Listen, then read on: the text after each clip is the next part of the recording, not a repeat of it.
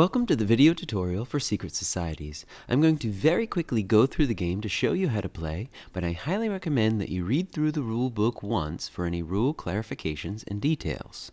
Secret Societies is a 10 to 20 minute social deduction drafting game for 4 to 7 players. On a typical turn, players will be drafting once by drawing 2 cards from the deck, choosing 1 card to keep, and displaying the other face up onto the table. The cards that players choose to keep in hand add citizens to their society and establishes loyalty to one of the 3 factions in the game. The cards that players choose to display under the table eventually determine the winners of the game.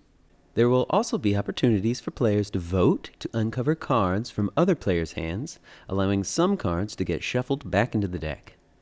By the end of the game, each player will have 8 cards in hand and 1 card displayed on the table. Their cards in hand determine their final loyalty, and all final displayed cards determine the winners of the game.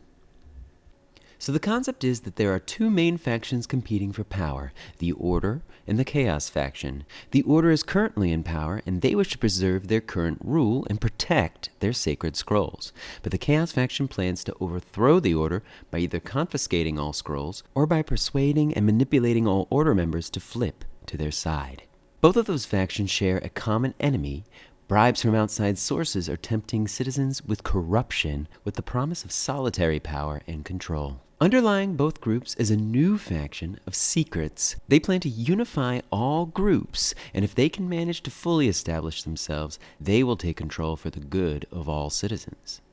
So, there are 5 different types of cards in the game: Order, Chaos, Secrets, Bribe, and Scroll cards. The Order, Chaos, and Secret cards represent citizens of those factions, and while in hand, they determine your loyalty to one. The Bribe and Scroll cards do not affect your loyalty, but they are a factor in determining the winners of the game. To determine your loyalty, simply count the number of symbols for each of the 3 factions, and whichever has the most is your loyalty. If you ever encounter a tie for the majority of symbols in hand, simply look at the loyalty tiebreaker chart to determine your loyalty. On the back of the card is a list version. In Tabletop Sim, you can also use this button to automatically calculate which loyalty you are.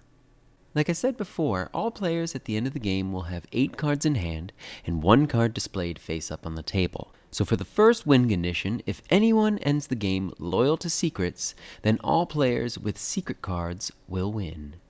So if that is not the case, then if there are no bribe cards displayed, then the one player with the most bribe cards will win alone. If players are tied for the most, then the Order will win instead.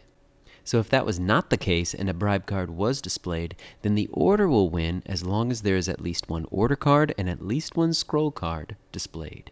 So that means if there are no Order cards displayed or no Scroll cards displayed, then those loyal to Chaos will win.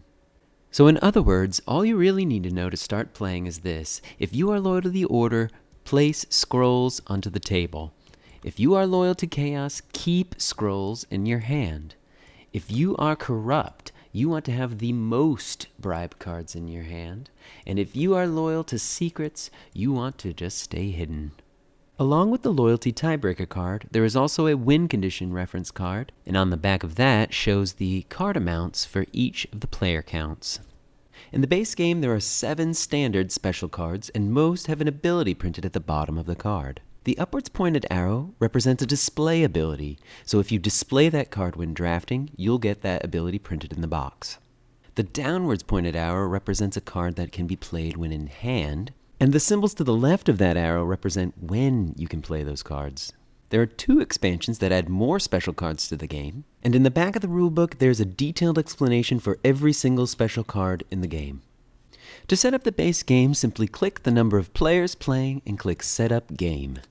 You can also choose to play with one or both of the expansions, but please note that if you're playing a 7-player game, you must play with both expansions. When you click Set Up Game, the deck will be assembled for the appropriate amount of players, and 3 cards will be dealt to all players. Then, everybody will choose 2 cards to keep and 1 card to display face up onto the table. That's the setup, and once all players have done that, you're ready to begin. When you click Start, it'll begin Day 1.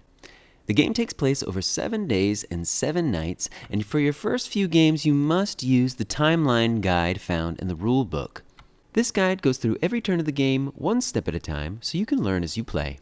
One player should act as a moderator to dictate the events of each day and night. Most days will consist of all players drafting once by drawing 2 cards from the deck, choosing one to keep and displaying the other. Most nights will have players go to sleep, and certain players may have to wake up.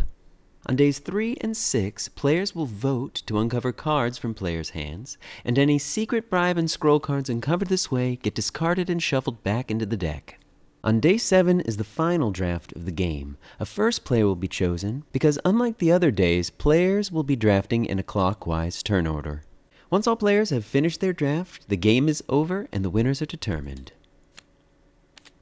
And that is how you play Secret Societies. So if you have any questions, post a comment on the Steam Workshop page, or go to the forum on the Secret Societies page on Board Game Geek. Thanks so much for playing.